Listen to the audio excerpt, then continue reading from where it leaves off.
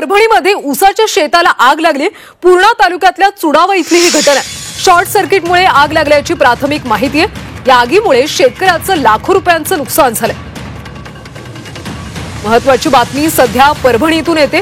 परभणीमध्ये ऊसाच्या शेताला आग लागली। पूर्णा तालुक्यातल्या चुडावा इथे ही घटना घडली।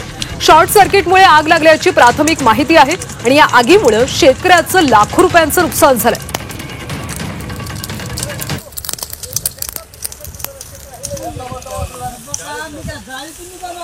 परभणीमध्ये ऊसाच्या शेताला आग लागली। पूर्णा तालुक्यातल्या चुडावा इथली घटना आहे। दरम्यान शॉर्ट सर्किटमुळे आग लागल्याची सध्या प्राथमिक माहिती मिळते।